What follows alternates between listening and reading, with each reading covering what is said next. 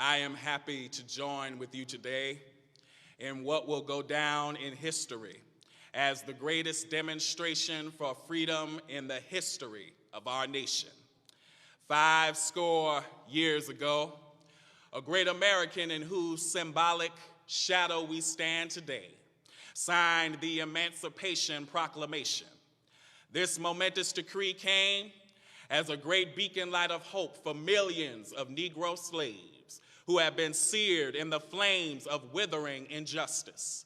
It came as a joyous daybreak to end the long night of their captivity. But 100 years later, the Negro still is not free.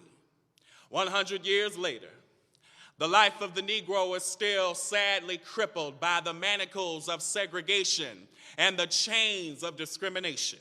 100 years later, the Negro lives on a lonely island of poverty in the midst of a vast ocean of material prosperity. 100 years later, the Negro is still languished in the corners of American society and finds himself in exile in his own land. And so we've come here today to dramatize a shameful condition. In a sense, we've come to our nation's capital to cash a check. When the architects of our republic wrote the magnificent words of the Constitution and the Declaration of Independence, they were signing a promissory note to which every American was to fall heir. This note was the promise that all men, yes, black men as well as white men, would be guaranteed the unalienable rights of life, liberty, and the pursuit of happiness. It is obvious today that America has defaulted on this promissory note insofar as her citizens of color are concerned. Instead of honoring this sacred obligation, America has given the Negro people a bad check, a check which has come back marked insufficient funds. But we refuse to believe that the Bank of Justice is bankrupt. We refuse to believe that there are insufficient funds in the great vaults of opportunity of this nation. And so we've come to cash this check, a check that will give us upon demand the riches of freedom and the security of justice. We have also come to this hallowed spot to remind America of the fierce urgency of now. This is no time to engage in the luxury of cooling off or to take the tranquilizing drug of gradualism. Now is the time to make real the promises of democracy. Now is the time to rise from the dark and desolate valley of segregation to the sunlit path of racial justice. Now is the time to lift our nation from the quicksands of racial injustice to the solid rock of brotherhood. Now is the time to make justice a reality for all of God's children. It would be fatal for the nation to overlook the urgency of the moment. This sweltering summer of the Negro's legitimate discontent will not pass unless there is an invigorating autumn of freedom and equality. 1963 is not an end, but a beginning. And those who hope that the Negro needed to blow off steam and will now be content will have a rude awakening if the nation returns to business as usual. There will be neither rest nor tranquility in America until the Negro is granted his citizenship rights. The whirlwinds of revolt will continue to shake the foundations of our nation until the bright day of justice emerges. But there is something that I must say to my people who stand on the warm threshold which leads into the palace of justice. In the process of gaining our rightful place, we must not be guilty of wrongful deeds. Let us not seek to satisfy our thirst for freedom by drinking from the cup of bitterness and hatred. We must forever conduct our struggle on the high plane of dignity and discipline. We must not allow our creative protests to degenerate into physical violence. Again and again, we must rise to the majestic heights of meeting physical force with soul force. And the marvelous new militancy which has engulfed the Negro community must not lead us to a distrust of all white people. For many of our white brothers, as evidenced by their presence here today, have come to realize that their destiny is tied up with our destiny. They have come to realize that their freedom is inextricably bound to our freedom. We cannot walk alone. But as we walk, we must make the pledge that we shall always march ahead. We cannot turn back. There are those who are asking the devotees of civil rights, when will you be satisfied? We can never be satisfied as long as the Negro is the victim of the unspeakable horrors of police brutality. We can never be satisfied as long as our bodies, heavy with the fatigue of travel, cannot gain lodging in the motels of the highways and the hotels of the cities. We cannot be satisfied as long as the Negro's basic mobility is from a smaller ghetto to a larger one. We can never be satisfied as long as our children are stripped of their selfhood and robbed of their dignity by signs stating for whites only. We cannot be satisfied as long as the Negro in Mississippi cannot vote and the Negro in New York believes he has nothing for which to vote.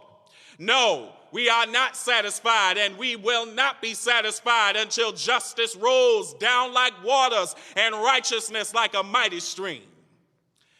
I am not unmindful that some of you have come here out of great trials and tribulations. Some of you have come fresh from narrow jail cells. Some of you have come from where your quest for freedom have left you battered by the storms of persecution and staggered by the winds of police brutality. You have been the veterans of creative suffering.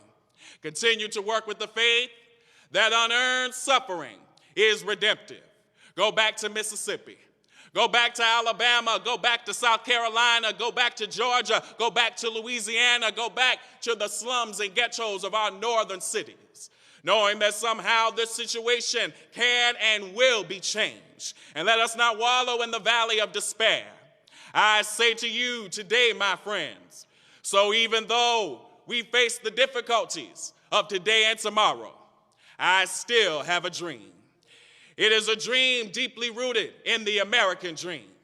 I have a dream that one day this nation will rise up and live out the true meaning of its creed. We hold these truths to be self-evident, that all men are created equal.